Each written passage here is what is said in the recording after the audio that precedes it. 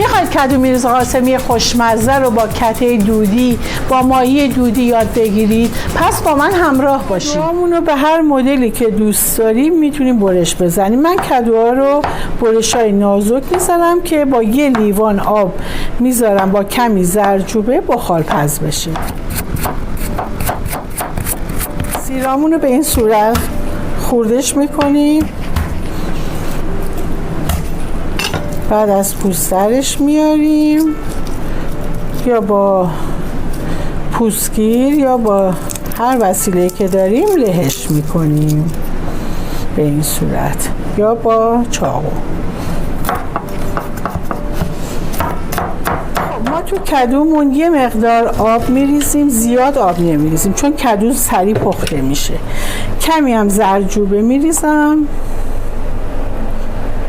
خب در تابه رو میذارم رو حرارت کم تا پخته بشه کدو. دوستان طرز درست کردن صحیح سیر سرخ کردن رو من بهتون دارم اینجا آموزش میدم. 1-2 قاشق من سیر خام داخلش میریزم. کمی که سرخ شد من این سیر رو یک مقدار برای داخل کدومم میخوام. بعدا زردچوبه بریزید. زردچوبه رو یه مقدار بیشتر بریزید که تخم مرغتون حالت رنگ خورشید پیدا کنه، رنگ طلایی. خب من اینو سرخش میکنم و این سیر سرخ کرده رو برمیدارم برای میرزا قاسمی. بقیهش رو داخلش تخم مرغ سرخ میکنم. الان بهتون نشون میدم. تخم مرغ رو من داخلش میندازم.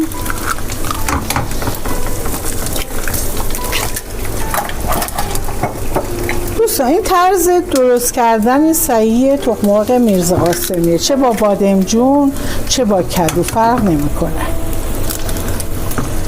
خب من یکم میذارم تخم مرغم ببنده. خب تخم مرغا دورش که بسته شد من شروع میکنم زرده رو کمی قاطی تخم مرغ میکنم به این صورت. بعدا چیکار میکنم؟ تخم مرغ رو برمیگردونم. این تخم مرغ ما رنگش ببینید به چه صورت میشه، حالت رنگ زرد طلایی خورشیدی میشه، بسیار خوش رنگ میشه. خاموشش میکنم، با گرمای خودش میشه، میذارم کنار. مرحله آخر استفاده میکنیم. کمی کدوهامون رو زیر و رو میکنیم. اگه آبم لازم داشت کمی میریزیم ولی آب احتیاج نداره. دوباره با حرارت کم میذارم بپزه. کدوی ما کمی پخته شده. با این گوشت‌کوبه شروع میکنم یا گوشت‌کوبه چوبی فرقی نمیکنه. کم کم کدومو له میکنم ولی دوباره میذارم که آبش کاملا خشک بشه. توی این مرحله کمی دیگه کدوی ما پخته شده. درشو باز میذاریم که کم کم آبش خارج بشه. یک مقدار من سیر خام داخلش میریزم. کمی هم میزنم. میذارم آبش کم بشه. دیگه من کدومو قشنگ با گوشت‌کوب لهش کردم. آبش که کمی داره کم میشه روغن میریزم.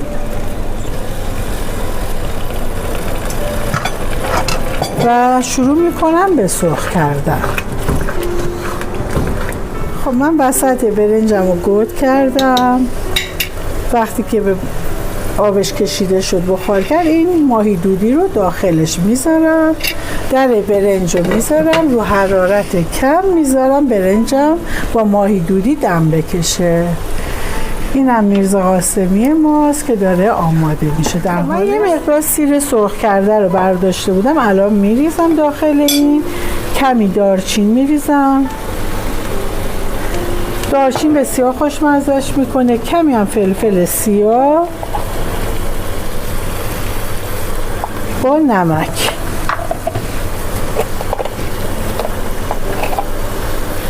کمی هم نمک میریزم. شروع میکنم کامل اینو به سرخ کردن.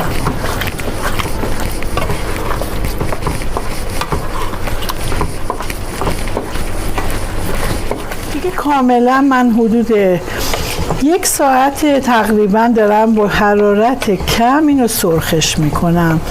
کمی میتونیم دارچین و فلفلم بریزیم، تخم مرغمون رو داخلش میریزیم، وسطش رو باز میکنیم، یکم از این مواد روی تخم مرغ میریزیم به این صورت که تخم مرغمون هم مزه میرزا قاسمی بگیره. دارچین خیلی کم با کمی فلفل روش میریزم دیگه، خاموشش میکنم حرارتمو. خب غذای ما آماده شده. من ماهی رو دودی رو از توی این ظرف در میارم، خیلی داغه، اینجا میذارم. برنجم نمیدونم اگه برگرده برمیگردونم. برگشتش، برنجمونم برگشت. اینم برنجمون. خب من کدو میرزا قاسمیم که آماده شده میریزم داخل این ظرف گمج تابعیمون.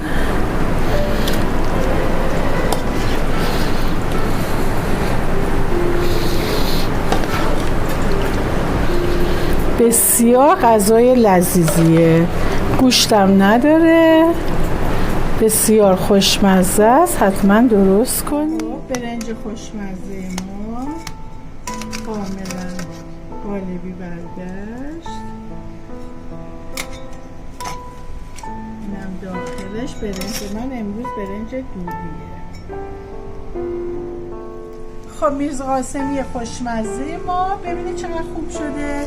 رنگ تخم مرغامون ببینید حالت طلایی زرد. ماهی دودی رو خیلی سوال از من میکردن که چجوری خورده میشه. این ماهی دودی رو به این صورت ما پس تیغاشو در میاریم، به این صورت داخل کاسه میریزیم، از خورشمون کمی میریزیم روی برنج، به این صورت یک کوچولو ماهی دودی روش میذاریم و میخوریم.